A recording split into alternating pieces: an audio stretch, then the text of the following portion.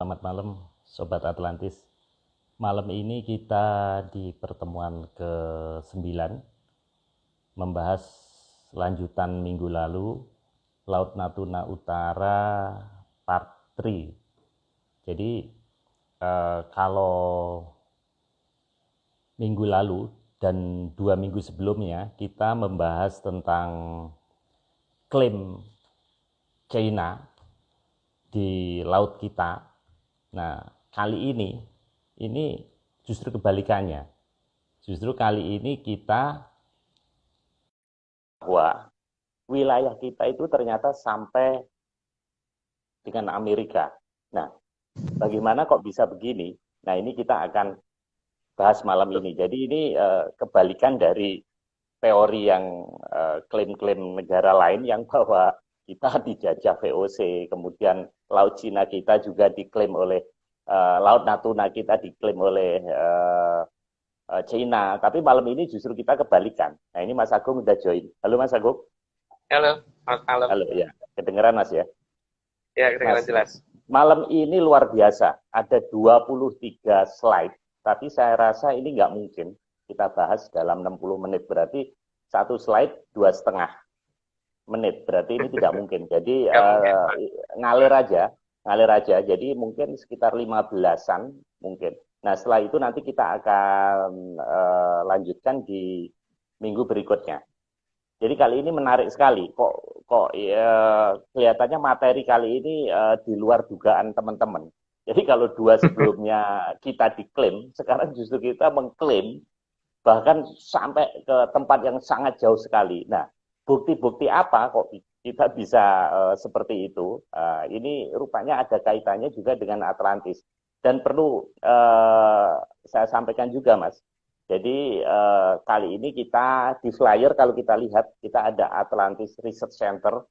Jadi kita tidak mengklaim bahwa ini yang paling benar, tapi kami bisa menjamin bahwa data atau analisa yang kita sampaikan di sini adalah murni dari analisa tim riset Atlantis Research Center ini. Jadi data tersebar di mana-mana, tapi analisa ini tidak akan dijumpai di Google manapun.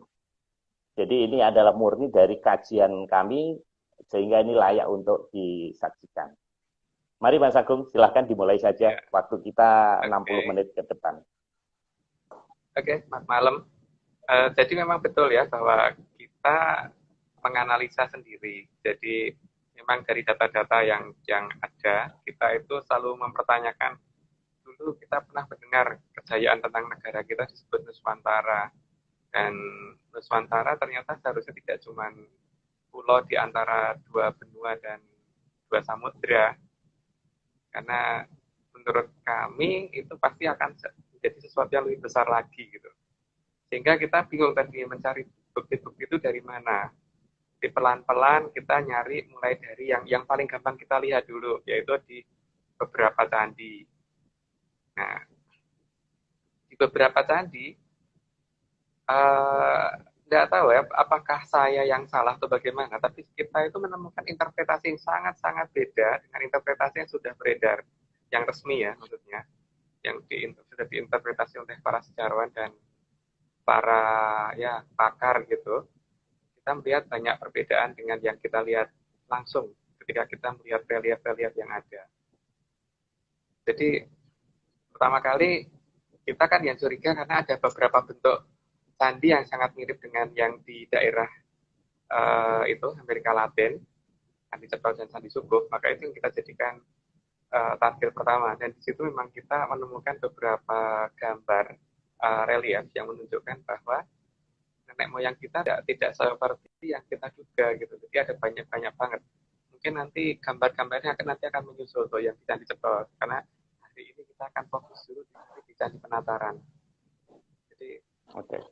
kita kan Ini pertama Mas ya. kali kita mencoba ya Candi Penataran. Ya cukup Pak. Nanti saya anunya. Cukup Pak, cukup. Nah, Candi Ya. Penataran ini unik sekali karena ini candi reliefnya banyak banget, dan kalau kita bertanya di situ ada tulisan apa, ada relief apa gitu, kita susah mendapatkan jawaban ya, atau mungkin kita bertanya pada orang yang salah, ya nggak tahu, tapi kita nggak pernah dapat jawaban reliefnya itu apa isinya. Akhirnya kita terpaksa mencari sendiri.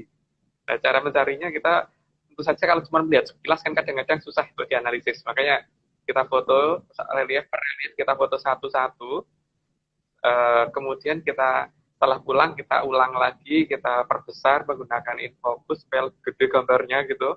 Jadi semua teman-teman bisa melihat semua gitu. Jadi bisa kita lihat rame-rame gitu. Nah, di situ kita menemukan beberapa hal yang janggal gitu, ada yang aneh. Jadi kejanggalan pertama itu kita dapatkan justru di bagian depan. Jadi ketika kita masuk ke Candi Penataran itu kalau kita masuk sebelah kiri itu kita kan ketemu bangunan yang bentuknya mirip pendopo yang agak pendek ya, kira-kira mungkin tingginya berapa ya, satu setengah 1 meter lebih lah yang jelas.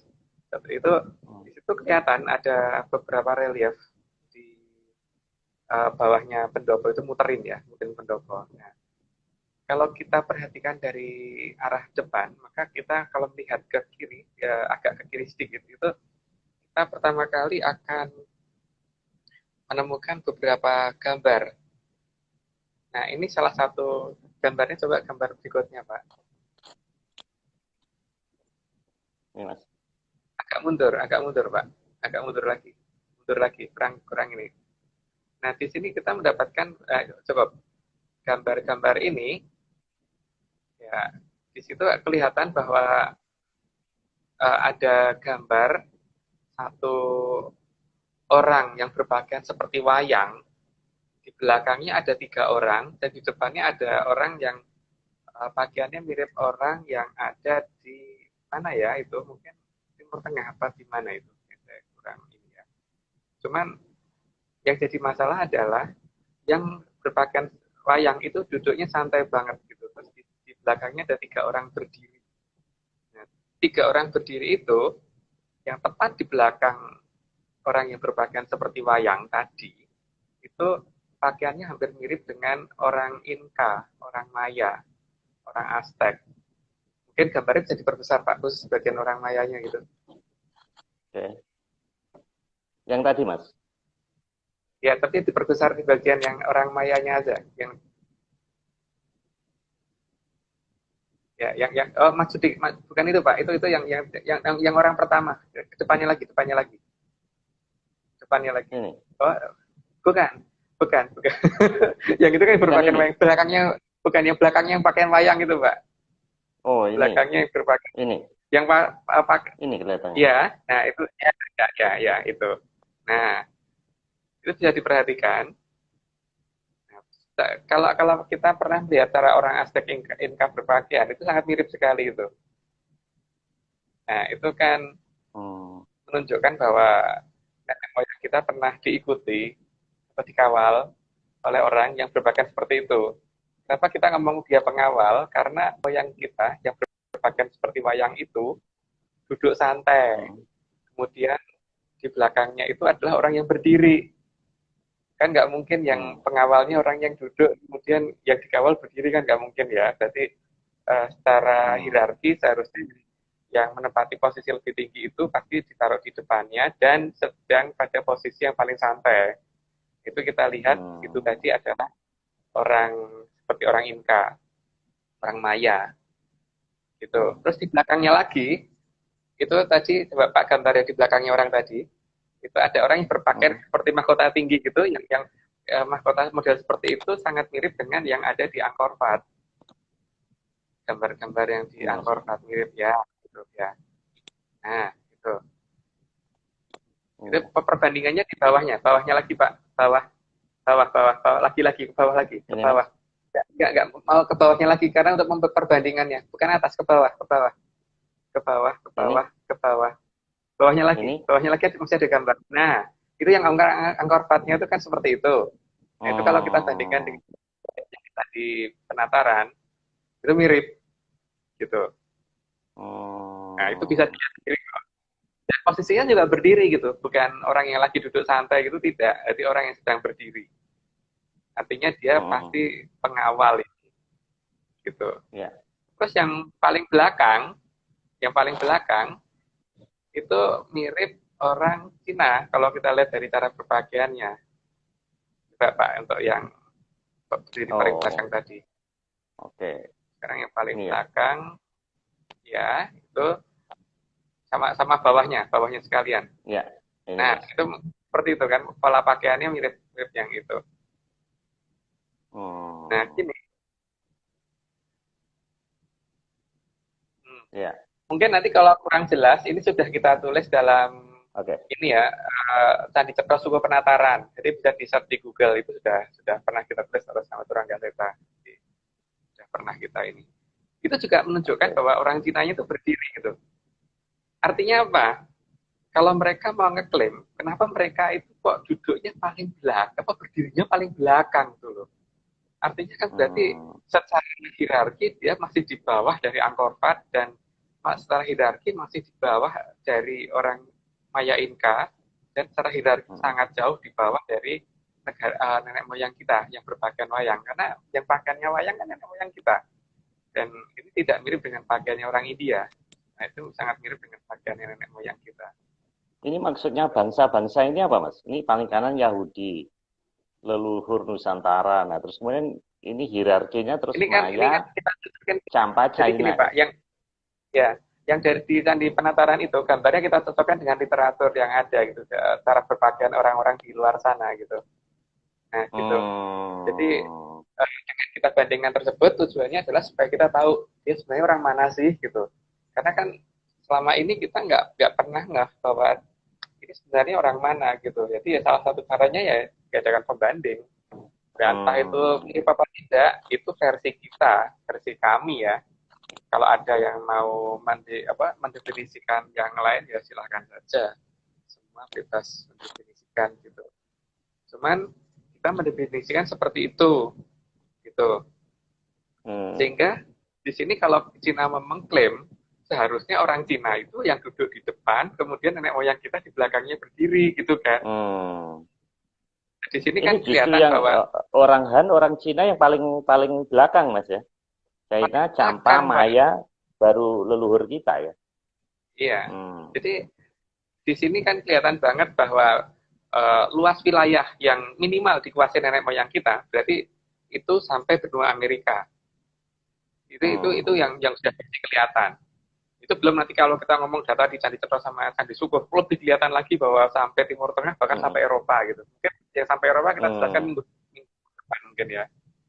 Hmm. Jadi di sini untuk menunjukkan bahwa minimal dari satu relief ini saja itu sudah menunjukkan Hmm.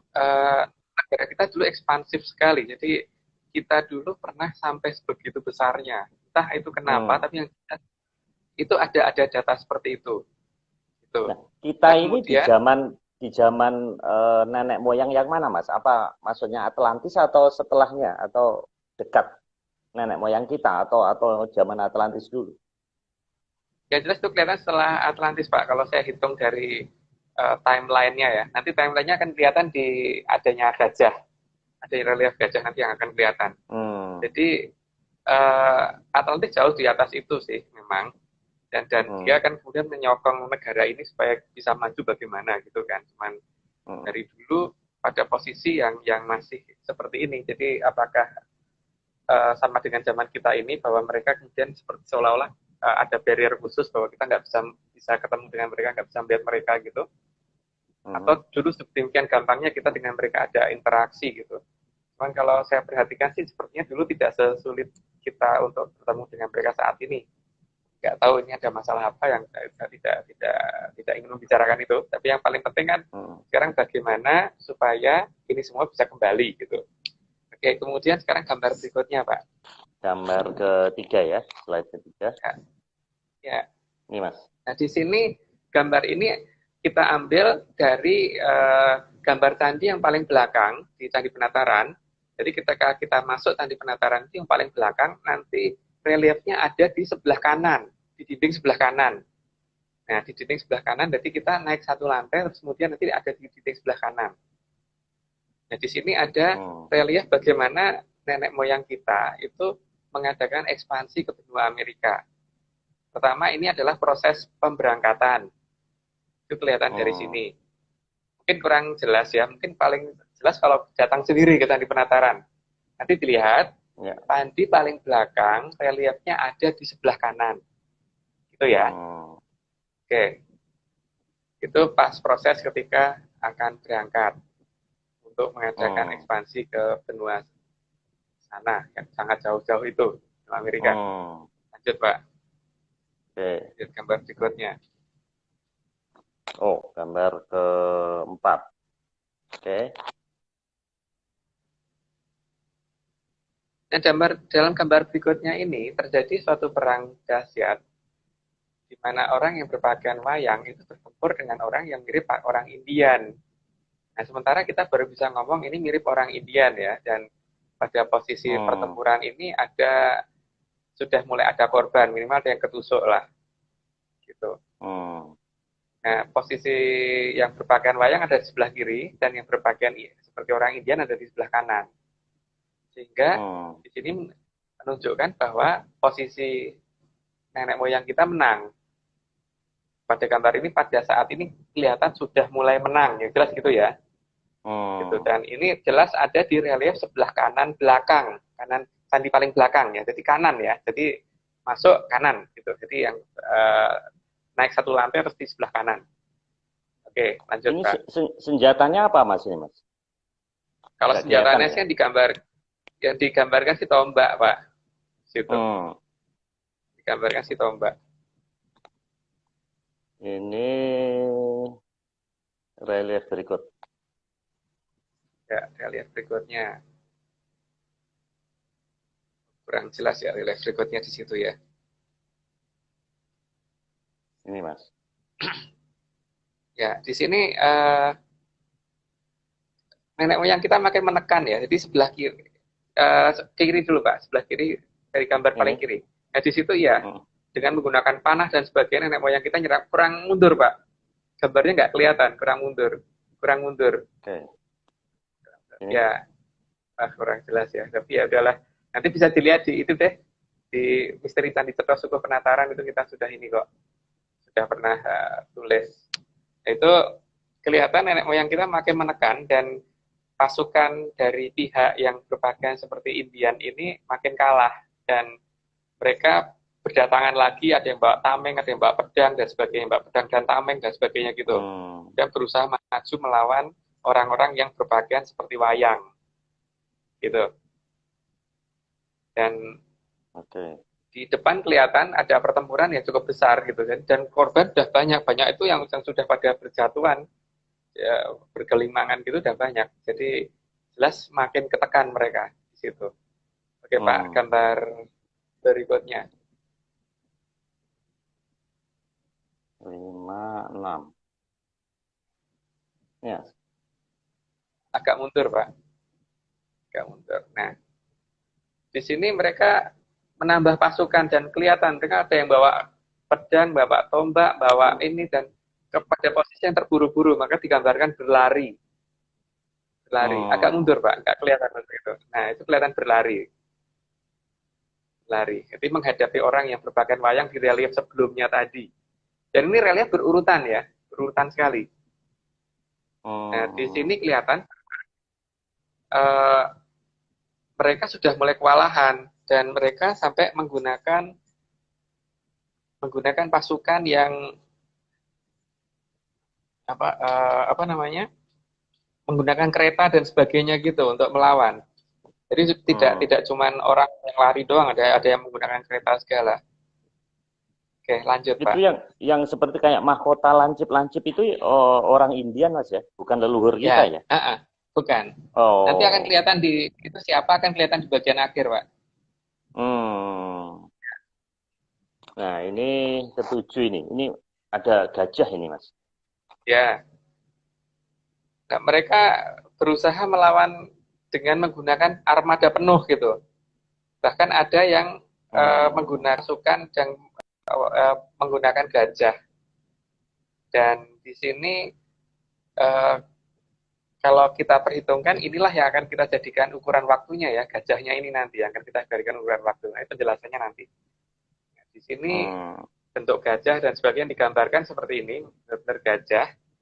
Dan pasukan mereka bergerak makin banyak Jadi tidak seperti tadi yang cuma beberapa, ini sudah makin masif karena mungkin kedorong mundur terus sehingga akhirnya mereka memperbanyak ini. Lanjut, Pak. Oke. Ini slide ke-8. Ini seperti kayak trisula. Ya. Ada kayak trisula. Di sini bukan trisula, Pak. Jadi di sini nenek moyang kita setelah itu berhasil menang perang, kemudian duduk di singgasana dan disembah itu, dan di dekatnya itu ada di posisi di luar itu ada pohon yang bentuknya mirip pohon kaktus. Mundur ke kiri, Pak. Nah, itu mirip pohon kaktus. Nah, coba bawahnya, Pak. Ya, itu pohon kaktus bawahnya, Pak. Kita akan bandingkan dengan data pohon kaktus yang gambar pohon kaktusnya. Nggak kelihatan, Pak. Ke bawah lagi, ke bawah, ke bawah. Ini. Nggak kelihatan. Nggak di bawahnya lagi, di bawahnya. Nggak kelihatan. Aduh. Mana, Mas? Kelihatan kok. Bentar. Pohon kaktusnya yang ini, yang gambar, Pak. Yang gambar. Slide berikutnya ini. Mungkin. Bukan ini. Slide berikutnya. Oke. Slide berikutnya mungkin. Yang ke 9 ya. Ini kali. Nah, itu. Ya, itu dua-duanya dilihatkan. Nah, itu kan pohon kaktusnya seperti itu. Dan saya sudah mempertanyakan ke beberapa orang yang ngerti tanaman. Mereka ngomong bahwa tanaman ini tadinya hanya ada di benua Amerika. Nah, karena tanaman ini ada di benua Amerika, maka itu bisa sebagai patokan bahwa ekspansi nenek moyang kita yang digambarkan di Candi Penataran adalah ekspansi ke benua Amerika. Itu kan? Sehingga kemudian kita perlu mencari perbandingan lebih lanjut. Nah, perbandingan lebih lanjutnya kita melihat dari pertama kali adalah gambar gajahnya dulu. Oh, ini ya? Gambar gajah dulu, ya. Gajahnya, Mas. Slide berikutnya. Nih. Ya. Ini kan bentuk-bentuk gajahnya seperti ini ya. Jadi digambarkan bukan kayak mamut ya.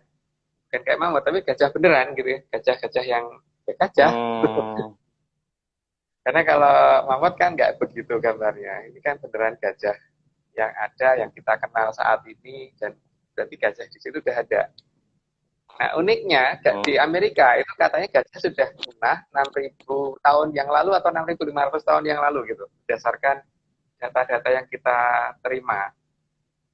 Nah, kalau memang gajah itu sudah punah 6.500 tahun yang lalu atau 6.000 tahun yang lalu, berarti minimal ekspansi tersebut terjadi minimal di saat gajah masih ada kan. Setelah gajah. Jadi paling muda di 6.000 tahun yang lalu kejadian itu. Itu paling muda. Tapi kenapa? Karena ekspansinya berarti kan sebelum punahnya gajah, tidak mungkin tepat pada saat punahnya gajah kalau gajah punyanya. Berarti sebelum zaman Borobudur Majapahit, Borobudur Prambanan dong, Mas? Ini. Ya, seharusnya iya. Seharusnya. Nah, di sini kan di gambar berikutnya kan kemudian kita membandingkan dengan beberapa relief yang ada di patung ya. Itu patung yang ada di Copan Honduras. Agak mundur, Pak, biar lebih kelihatan. Mundur, bukan maju. Mundur lagi, mundur. Nah, itu relief patung dan beberapa penggambaran dari orang-orang sana tentang keberadaan gajah di benua Amerika. Artinya, dulu memang beneran ada gajah di sana, dan gajah itu memang sudah punah, dan bentuk gajahnya sama dengan yang digambarkan di Candi Penataran. Cuma di sana dalam bentuk patung ya, jadi lebih jelas lagi. Artinya, jelas nenek moyang kita mengadakan ekspansi ketika gajah belum punah di Amerika, gitu. Nah, kenapa kita yakin bahwa di Amerika? Karena keberadaan pohon kaktus tadi. Keberadaan pohon kaktus tadi. Kemudian kan kita harus membandingkan juga orang-orangnya. Orang-orangnya tadi apakah betul mirip dengan orang Indian atau bukan orang Indian gitu. Karena orang yang berpakaian seperti itu kan kenyataannya juga bukan hanya orang Indian ya. Jadi kita bisa menemukan di beberapa tempat yang berpakaian pakai bulu-bulu itu bukan hanya orang Indian. Nah, di sini yang di atas itu adalah relief dari Candi Penataran, kita bandingkan dengan patung-patung Indian yang ada di Indian dan penggambaran-penggambaran dari Indian. Di sini kelihatan bahwa ini mirip, yang miripnya tidak cuma dari sisi cara berpakaiannya ya, bahkan sampai ininya apa namanya tuh yang dihiasan di sininya tuh mirip. Terus bentuk tamengnya mirip. Jadi ada banyak kemiripan yang justru miripnya dengan Indian. Nanti kalau kita bandingkan dengan suku bangsa lain yang tidak apa yang juga menggunakan ini apa namanya mahkota seperti itu, yang pakai bulu-bulu seperti itu, yang tajam-tajam kayak bulu seperti itu nanti ada beberapa perbedaan dari cara berpakaiannya. Jadi kita jadi lebih yakin lagi bahwa itu adalah orang Indian dan Indian yang ada di Amerika, bukan Kalau kalau orang kalau saya bilang Mas ini pakaiannya kayak yang patung Amerika yang bawa obor itu apa itu? ya Apache. Itu yang di New York, iya apa itu? Terus yang di New Ya, York yang bawa obor gini itu apa? aduh lupa. Eh ya, itu di Lower Ya itu, Manhattan. Jadi waktu itu kan ya, kan harus nyebrang pakai pakai itu kapal. Nah saya ngantri nggak jadi karena ramai banget itu apa? Jadi lupa saya. Jadi bukan ya, bukan memang. leluhur kita lah pokoknya. Ya, tapi kan yang jelas itu lebih miripnya dengan Amerika gitu loh. Amerika Hmm, yang bukan orang kulit putihnya loh ya, tapi orang Amerika aslinya, yang orang Indiannya hmm, gitu. Dengan itu. Jadi eh, sebelum Columbus datang harusnya kita dah klaim dulu penemu benua Amerika itu kita, Pak. Seharusnya kita berdasarkan data dari penataran loh, Pak. Jadi bukan hmm. Columbus. Karena moyang kita Ini penemu benua Amerika. ini Candi Penataran ini di Blitar kan Mas ya? Yang di Blitar Ya ini di kan? Blitar. Di Blitar ya. Dan itu jelas banget, itu relief bisa dilihat kok. Jadi ini apa namanya benar-benar benar-benar ini mudah dilihat kok. Karena sampai dengan sekarang kan itu masih bagus dan itu masih relief asli. Jadi bukan bukan relief yang sudah direnovasi ya.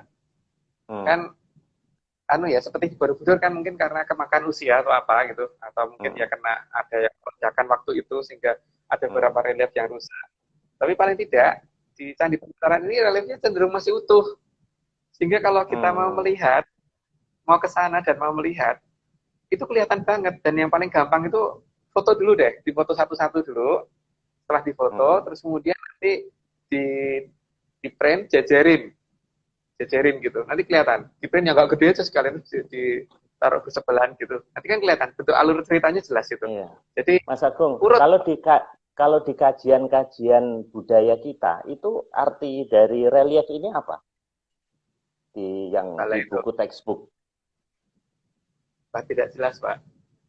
Saya kira kalau di buku textbook saya belum pernah menemukan kajian tentang itu ya. Tapi nggak tahu apakah saya yang kuper atau gimana ya. Tapi ini nyambung loh Pak. Karena nyambungnya apa? Di Brasil, saya punya teman orang Brasil itu selalu ngomong bahwa mereka menganggap bahwa leluhur mereka dari Indonesia. Dan itu masuk pelajaran Hmm. resmi di daerah Brasil, Pak. Oh Jadi, gitu. ya, di Waduh. Brasil itu, makanya kenapa Aryo Santos sampai menyatakan bahwa Atlantis di Indonesia, Hmm. karena di Brasil itu Oh, ada I see, I see, I see. Ya, iya, iya, ya iya, iya, yang iya. itu kita. Jadi di Brasil itu ada pelajaran, pelajaran itu pelajaran sejarah mereka dan dari mulai SD, Hmm, SMP, SMA-nya sana itu sudah hmm, diajarkan bahwa nenek moyang kita nenek moyang mereka dari Indonesia. Ya, anehnya kita tidak hmm, itu. Tapi itu ada di pelajaran resmi mereka, Pak. hmm. Itu dari Pantesan teman Aloysius yang, Santos bikin penelitian buku yang Atlantis Finally Found itu, Mas ya. ya.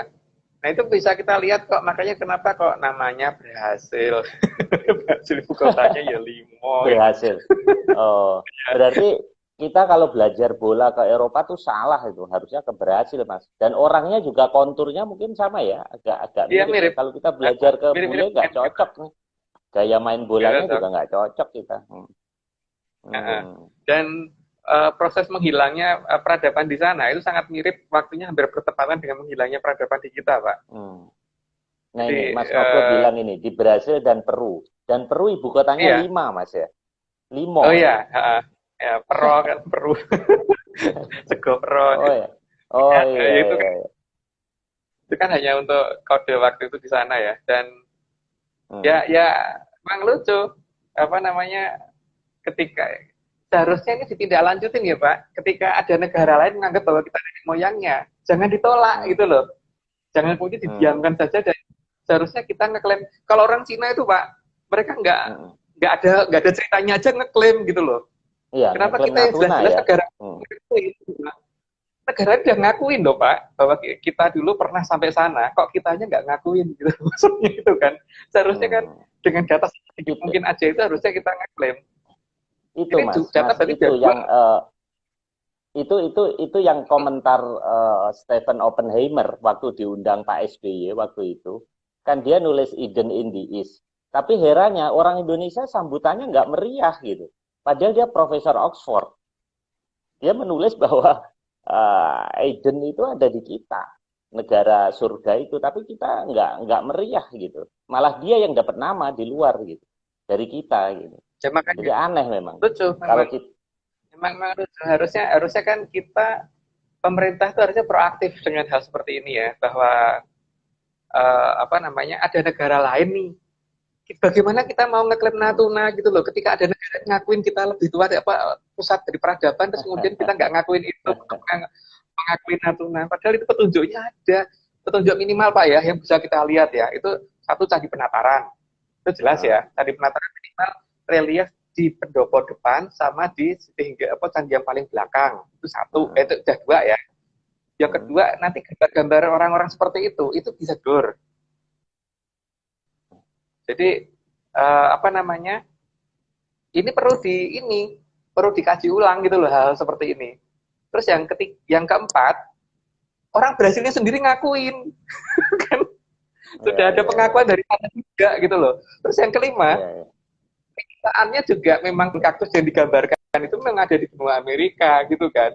Terus yang digambarkan adanya gajah juga ada gambar gajah di sana dan itu bukan mamut yang ada di Copan dan Honduras itu ada penggambaran berbentuk patung malahan dan patung itu bisa kita lihat gitu loh apakah itu mirip dengan yang digambarkan nenek moyang kita apa tidak jangan kemudian didiamkan saja kalau kita hanya ngikutin kata-kata Belanda ya Belanda tidak akan pernah mau membuka hal-hal seperti ini Pak harusnya justru pakar kita membuka ini semua harusnya kita ngomong bahwa Belanda kabur gitu menurut saya sih ya bagaimana mungkin seorang penjajah mau menceritakan kebesaran negara dijajahnya nggak mungkin lah Pak.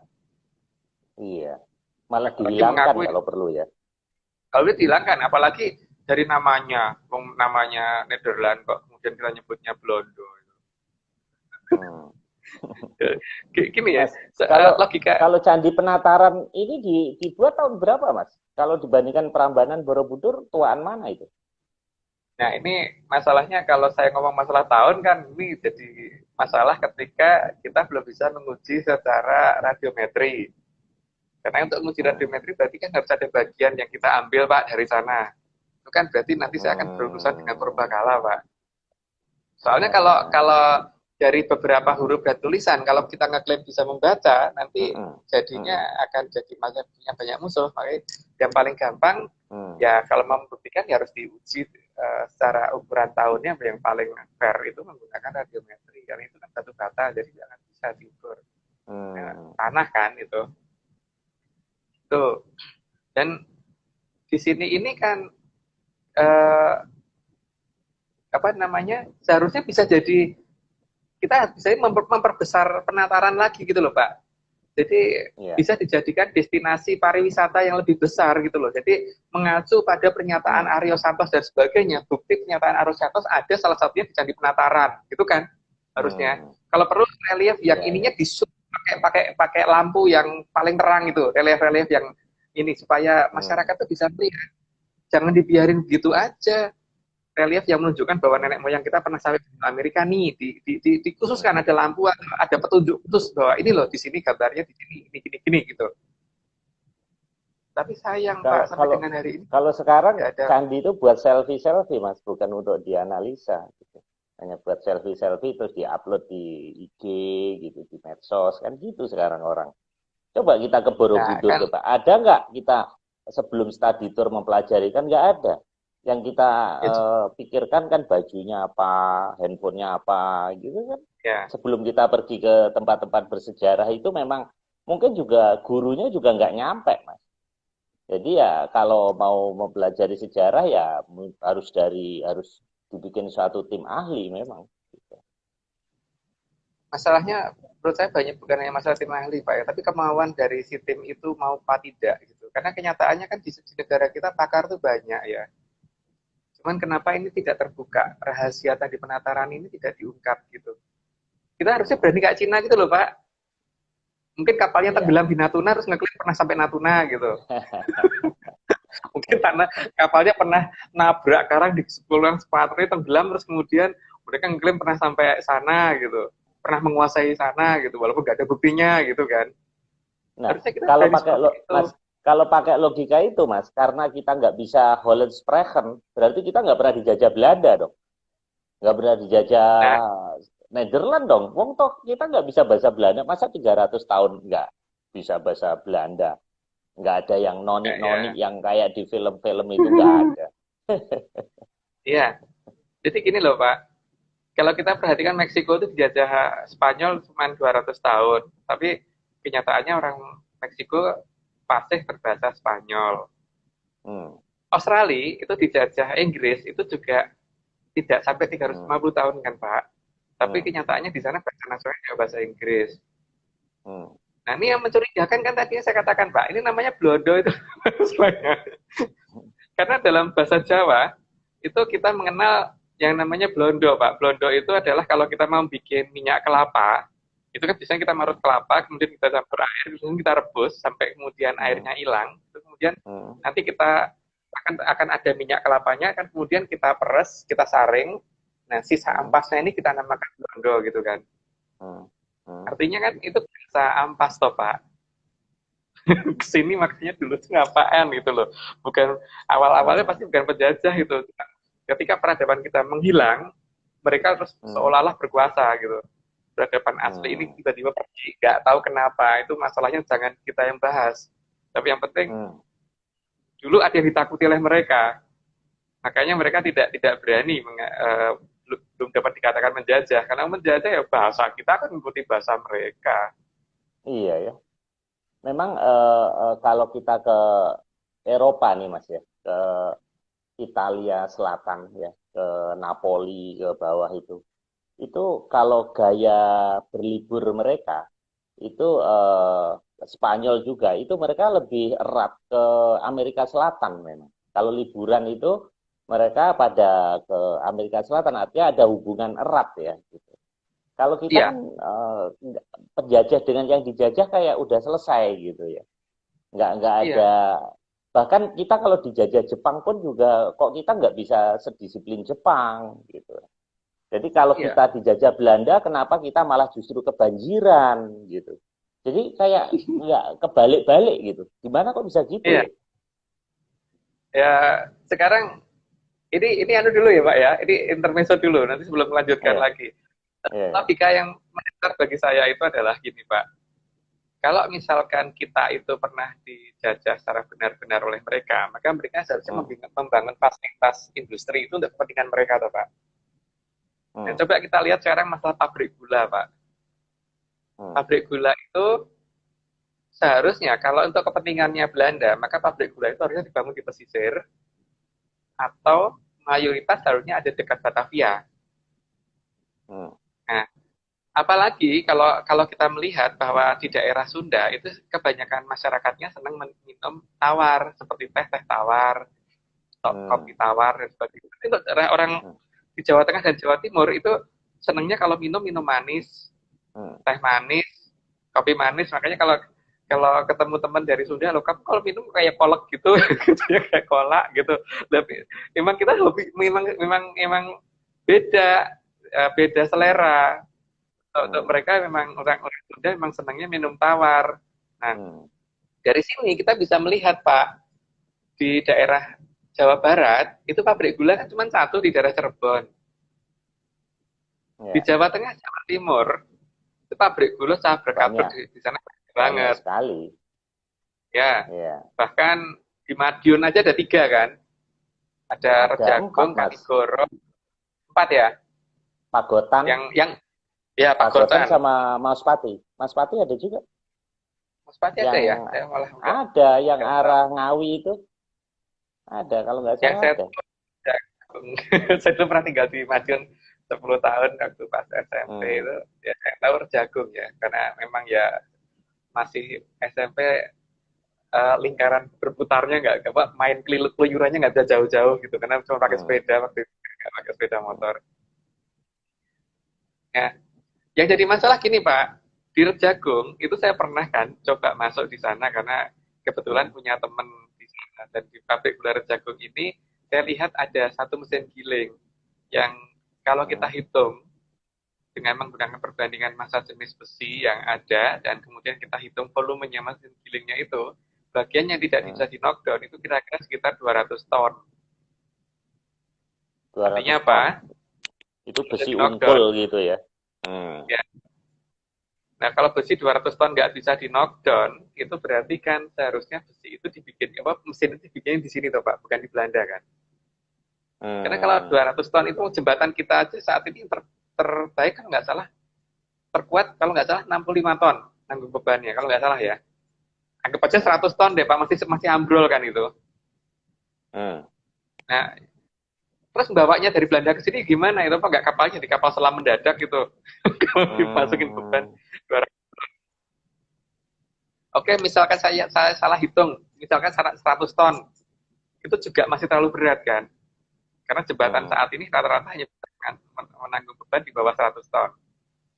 Yang jadi masalah Hmm. Pak, kalau pabrik gula itu untuk kepentingannya Belanda, maka seharusnya pabrik gula itu dibangun di daerah-daerah yang dekat sama pesisir supaya gampang ekspor kan ke negara mereka.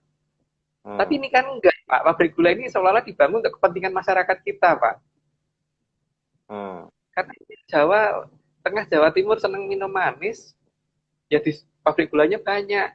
Orang Jawa Barat kurang suka minum manis, ya pabrik gulanya cuma satu. Padahal kalau saya tanya ke beberapa teman di IPB dan sebagainya itu apakah di daerah sekitar Bogor dan sekitar Jakarta ini tidak cocok untuk tanaman tebu? Enggak. Mereka ngomong bisa aja ditanamin tebu. Tanaman yang di kalau daerah jadi tanamin padi biasanya jadi tanamin tebu, Pak. Karena makanya biasanya kan uh, kalau kita lihat di Jogja itu kan di Jogja dan Madiun itu terutama ya, kalau yang karena saya Hmm. pernah tinggal di dua kota Hmm. itu biasanya tebu terus kemudian uh, kalau dulu ya kalau Diselang-seling. zaman sekarang diselang-seling. Kalau sekarang sih Selang-seling kayaknya ya. tebunya jadi artinya yang bisa ditanamin padi itu pasti bisa ditanamin tebu gitu. Hmm. Nah di sini kita bisa lihat kalau Kerawang itu tumbuh padi, harusnya kan bisa ditanamin tebu. Kemudian kita lihat termasuk di dekat rumah saya ini dekat Harvest City sini. Artinya kan itu Jadi, jadi, anu ya. jadi, jadi gulanya buat apa, Mas? Ya berarti Untuk gulanya produk. buat belanja. Itu kan makanya itu menjawab pertanyaan kenapa kita tidak bisa bahasa Belanda. Berarti mereka tadi awal-awalnya pasti bukan menjajah ini, mereka kacau ini awal-awalnya. Tukang atau kuli atau apa gitu ke sini gitu. Hmm. Gitu. Belum negara pusat peradaban ini menutup wilayahnya kemudian tidak bisa kita lihat lagi gitu. Tapi berarti Hmm. bukan dihancurkan. Itu masuk ke wilayah yang kita katakan area 36 tadi gitu. Yang dulu ya kita Hmm. pernah ngomong area 36. Oke Pak, Hmm. kita lanjut ke Oke. slide berikutnya. Ini slide berikutnya kayak barong ini, Mas. Kayak seperti nih.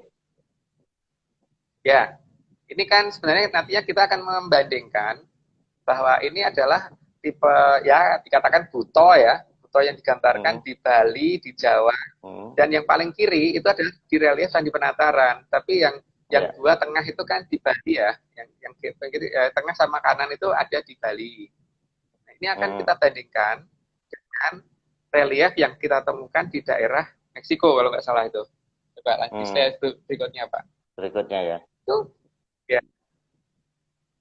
13. Yes. Nah, Iya, lidahnya, iya, iya. meletnya gitu. Itu butuh juga Hmm. sebetulnya. Nah, coba Pak di gambar yang tadi Pak, dibandingkan dengan slide yang tadi sebelumnya Pak, yang tengah, Ya, yang melet. Nah, itu. iya, Ya di penataran juga melet Pak. Iya iya. kan? Mm-mm.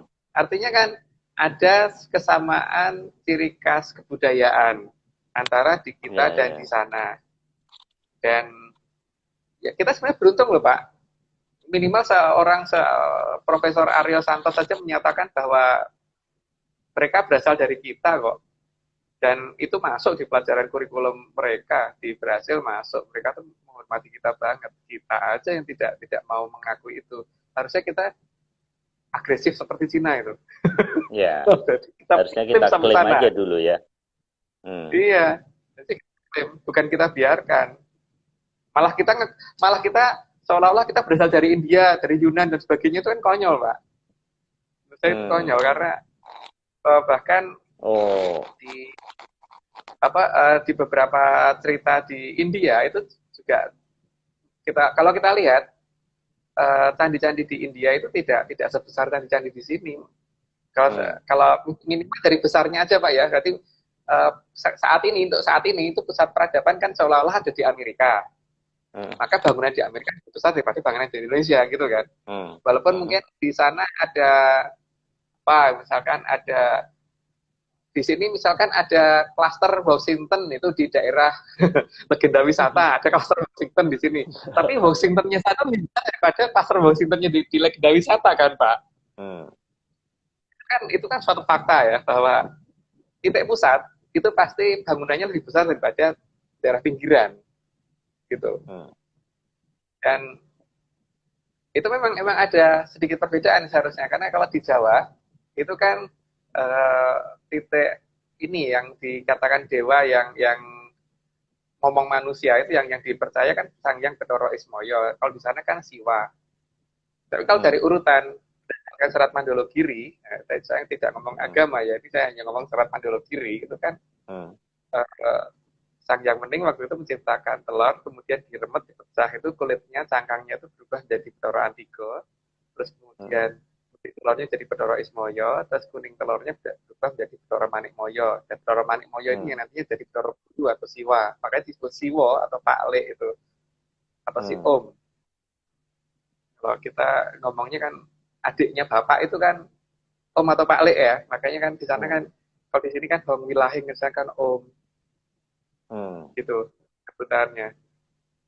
Ya nggak tahu ya apakah itu saya benar atau keliru, tapi paling tidak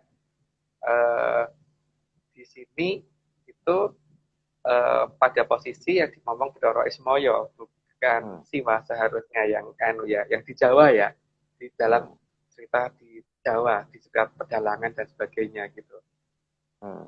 Nah di sini memang ada cerita yang berbeda. Jadi bukan berarti kita dari India. Makanya bisa dilihat Pak, antara tradisi kita dengan India itu beda banget. Bedanya lumayan banget ya. Kalau saya perhatiin bahwa ya kita bisa lihat dari berbagai ini deh, jenis pusaka. Bahkan kalau nggak salah di Prasasti Kalkuta sendiri kan pernah diceritakan bahwa Prabu Erlangga pernah ngajarin orang India. Tapi saya tidak pernah menemukan prasasti negara kita yang ada cerita bahwa orang India ngajarin negara kita, Pak. Itu harusnya bisa dijadikan klaim. Jadikan klaim bahwa kita pernah ngajarin India, bukannya malah India ngajarin kita gitu. Justru dulu Palembang itu pusat agama juga, Mas. Orang belajar dulu. Bahkan India pun belajar ke Palembang dulu. Makanya namanya Falun Gong itu kan dulu.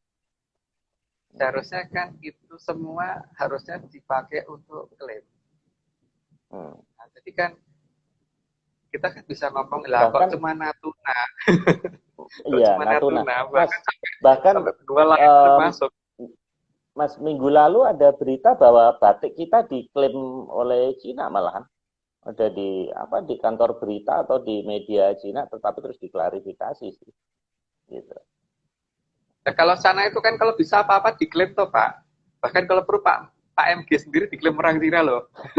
Kalau perlu Mas, itu yang dipakai oleh mereka kalau perlu. Mas Agung, di sejarah Yunan sana, Cina sebenarnya ada nggak sih eksodus ke negara kita ini, ke Jawa, ke NKRI ini? Kalau kita dibilangnya asalnya dari Yunan itu. Sebenarnya ada nggak, memang benar nggak ada Exodus dari sana itu sebenarnya? Memang ada beberapa kelenteng di sini, Pak. Tapi kalau Hmm, eksodusnya itu masif, kalau kita berasal dari sana, berarti kan itu eksodus yang hmm, cukup masif.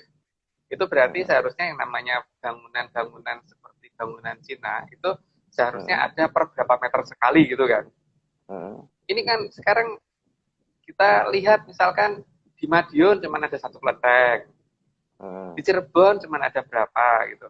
hmm, Dan terus di beberapa kota malah nggak ada gitu.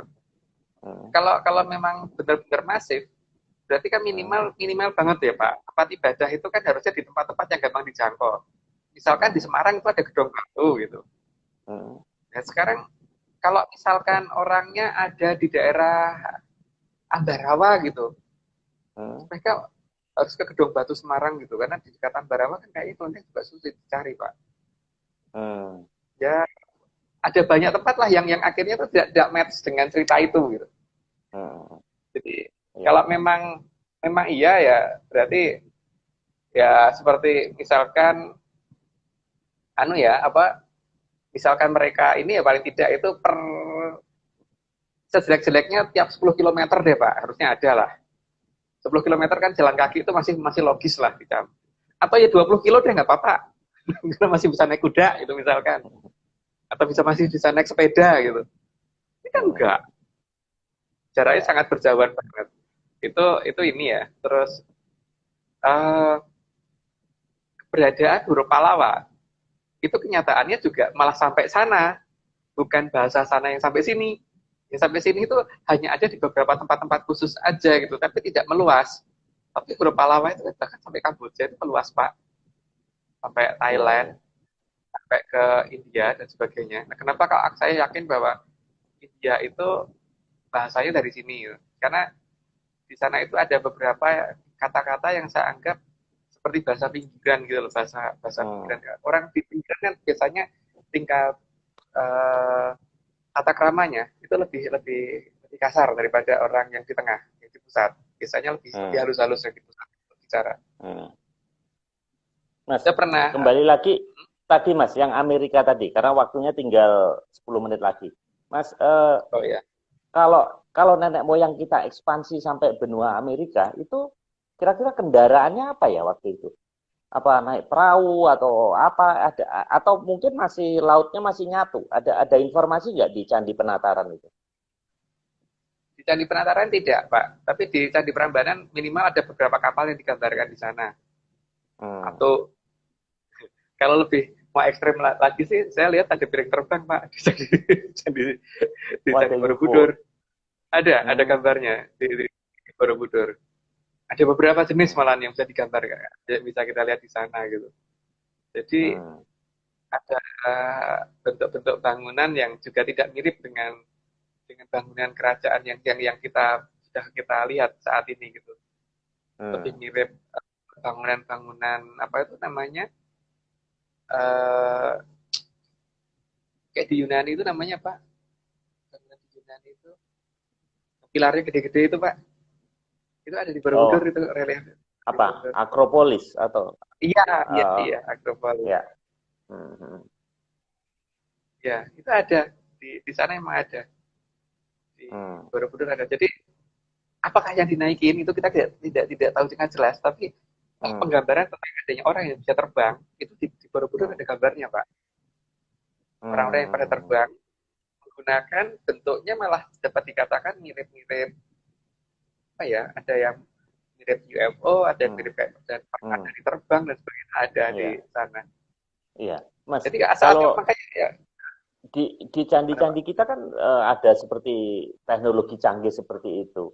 Tapi bukan berarti kejadiannya di tahun membuatnya candi kan, Mas. Bisa jadi itu kan cerita turun-temurun yang dibuat di tahun pada saat anggap aja abad 7 atau 8 Candi Borobudur Prambanan. Tapi kan kejadian itu bisa jadi sebetulnya itu cerita ya, bukan bukan di tahun itu seperti kayak Plato waktu apa mendengar dari Solon dari Mesir bahwa ada Atlantis di ada pilar Hercules dan sebagainya itu kan sebenarnya bukan kejadian saat Plato nulis Timeas dan Kriteus itu kan, tapi itu cerita dari pendeta Solon yang dari Mesir gitu.